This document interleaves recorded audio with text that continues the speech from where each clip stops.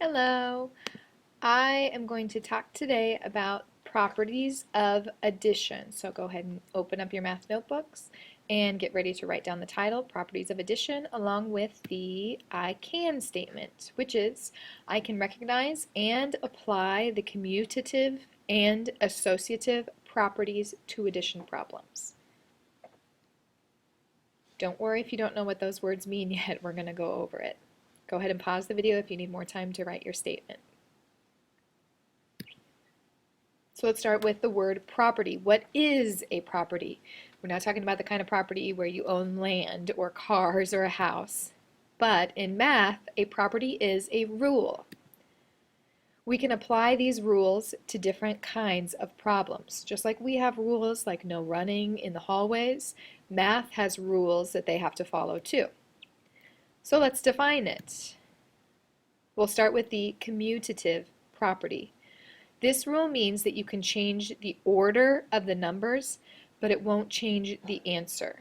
That sounds like a lot. Get that written down first, and I will wait.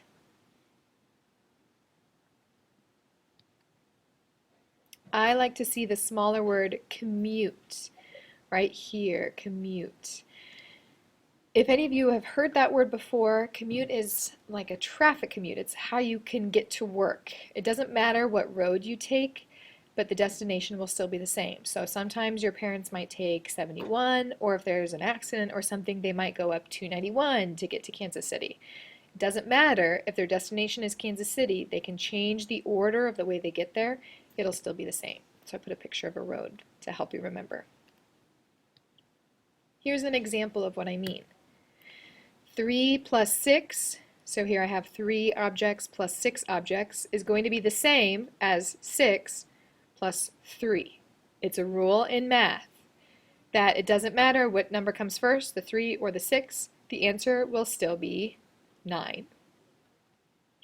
Okay, so you try. I have this problem here, 29 plus 15 equals 44.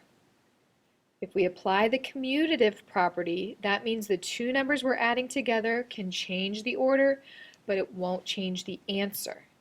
So if we put 15 in the first slot, then what's going to go in this space here? If you said 29, then you were right. And remember, the answer will still be the same, 44. Okay, for your information, you might also see it written as letters, like A plus B equals C. They might use some other letters too. These are just stand-ins for the number. When we get to algebra, we'll talk more about this.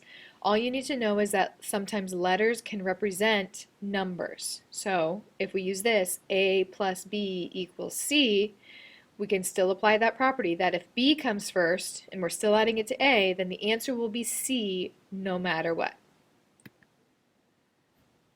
Associative property.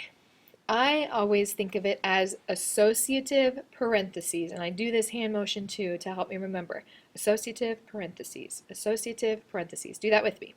Associative parentheses, associative parentheses. And this rule means that you can change the location of the parentheses, but it will not change the answer. An associate is also a friend or a peer, so it doesn't matter who you hang out with at lunch, you're still friends with that certain group of people. You can hang out with this group at lunch, but maybe you like to play with this group of people at recess. They're all still your friends. Here's an example of what that means. So we have a problem, 4 plus 6 plus 2, and the second one, 4 plus 6 plus 2. All we did is change the location. The parentheses are around the 4 and the 6 here, and around the 6 and the 2 here, but it's still all the same numbers. In math, we use order of operations, and if you remember that, it's parentheses always comes first. So we do what's in the parentheses first. In this problem, it's 4 plus 6, which equals 10, and then in this one, it's 6 plus 8, or 6 plus 2, which equals 8. So then my problem becomes 10, which I just wrote from right here, plus 2. This one is 8 plus 4. So now we move on to the next part. 10 plus 2 equals 12. 4 plus 8 equals 12. So we still get the same answer. It doesn't matter what numbers we're adding first. Just like the last FYI, you might see this written as letters too. It still means the same thing as the numbers. A plus B plus C and A plus B plus C. It's the same as the example on the last page, just with letters instead of numbers. You don't need to know this yet. I just want you to be aware that if you see it, you don't start getting really worried. Okay, so it's time for you to try. I want you to apply the associative property to prove that parentheses won't change the answer. Remember that the numbers inside the parentheses should be done first. So here's your first problem, 32 plus 4 inside the parentheses, plus 5, and then do 32 plus 4 plus 5. In this first problem, you do 32 plus 4 first, which equals 36, so we have 36 plus 5. In this one we do 4 plus 5 first, which equals 9 plus 32. So your work should look like this. And then we add it together. 36 plus 5 equals 41. 32 plus 9 equals 41. So even though the parentheses have changed their location, we still get the same answer in the end. Here is your problem check. Which property is being applied in the examples below? So I want you to tell me the name. Is it commutative or is it associative?